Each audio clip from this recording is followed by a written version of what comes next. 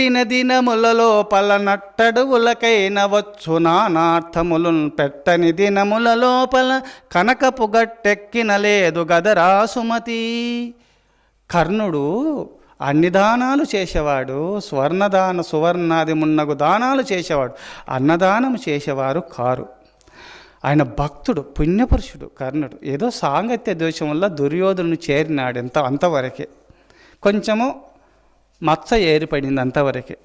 మహాపుణ్యపురుషుడు. అందుకోసమే ఈ పుణ్యపురుషుడు మరణించిన తర్వాత ఈ పుణ్యవశాత్తు వల్ల స్వర్గాన్ని చేరుతాడు. ఆ స్వర్గంలో అన్నం ఉండదు కదా, నా భక్తుడైన కర్ణునికి అని చెప్పి ఒక బ్రాహ్మణ వేషధారి అయి అక్కడికి వచ్చి, కర్ణ నాకు అన్నం పెట్టు, భవాన్ భిక్షాన్ దేహి, ఆ భవతి భిక్షాన్ దేహి అని అడిగినాడు. కర్ణ నాకు అన్నం పెట్టు, ఆకలి అవుతుందంటే, నాకు దానం చేసేది, అన్నదానం చేసేది నాకు ఆ బుద్ధి లేదు, నేను అన్నదానం చేయలేని, ఏ దానాలైనా చేస్తాను. అక్కడ ఫలాని దగ్గర ఇల్లు ఉంది, అక్కడికి పోయి ఆడ ఎప్పుడు అన్నదానాలు చేస్తాడో ఆ సుపుత్రుడు ఫలాని ఇంటి దగ్గరికి వెళ్ళని ఒక దానము చేస్తున్నటువంటి ఒక పుణ్యపురుషుని ఇంటికి పంపినాడు. ఇట వేలు సూచించినాడు, అక్కడ ఫలాని చోట ఇల్లు ఉంది, అక్కడికి వెళ్ళి నీకు ఫలాని చోట అన్నం పెడతారంటే అక్కడికి కృష్ణ పరమాత్మ వెళ్ళినాడట. దానము చేయనప్పటికైనా ఆ దానము చేస్తున్న వారి దగ్గరికి వ్రేలి పెట్టి చూయించినంత మాత్రమున అనంతమైన పుణ్యము కర్ణునికి ప్రాప్తించింది. మరణించిన తర్వాత స్వర్గానికి వెళ్ళినాడు. స్వర్గంలో అన్ని దానాలు చేసినాడు, బంగారు కొండపైన ఉన్నాడు. ఆకలి బాధ చేత తట్టుకోలేక కృష్ణా అని ప్రార్థించగానే కృష్ణుడు ప్రత్యక్షమైనాడు.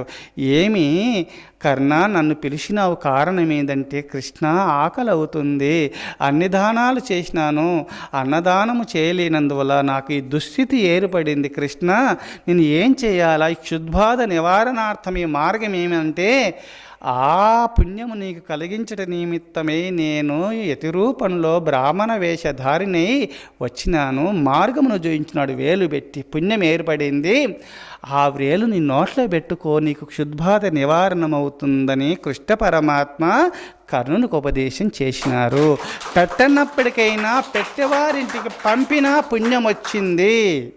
అందుకోసమే ఆ కృష్ణ పరమాత్మ చెప్పిన ఉపదేశమును బట్టి ఆ వేలు నోట్లో పెట్టుకొని సీకినందువల్ల క్షుద్బాధ నివారణమైపోయింది కర్ణునికి.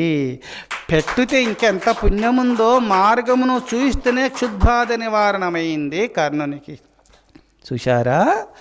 అందుకోసమే ఇక్కడ జగద్గురు శంకరాచార్యుల వారు శిష్యుడు ప్రశ్న వేసినాడు, కేహేతవో బ్రహ్మగతేషు సంతి సత్సంగతిర్దాన విచారతోష. సజ్జన సాంగత్యం కలిగి ఉండండి, దాన ధర్మాలు చేసుకోండి, ఆ పరమాత్మను చేరు మార్గములు ఇవే సుమా.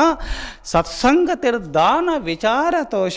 విచారణ, ఆత్మవిచారణ, పరమాత్మ నామ సంకీర్తన, పరమాత్మ ధ్యానంలో నిమగ్నులు కండి.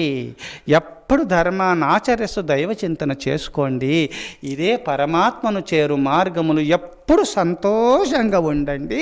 ఈ పరమాత్మను చేరటానికి ఎన్నో మార్గాలు ఉన్నాయి.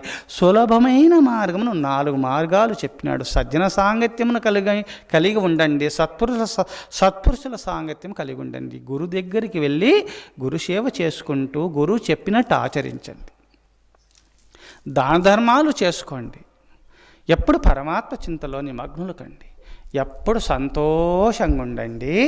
ఇది మోక్షము పొందే మార్గములు, పరమాత్మను చేరే మార్గములు ఇవే అని జగద్గురు శంకరాచార్యుల వారు అందించిన దివ్య సందేశము. కేహేతవో బ్రహ్మగతేషు సంతి సత్సంగతిర్బ్రహ్మ విచార. కేహేతవో బ్రహ్మగతేషు సంతి సత్సంగతిర్దాన విచారతోషాః.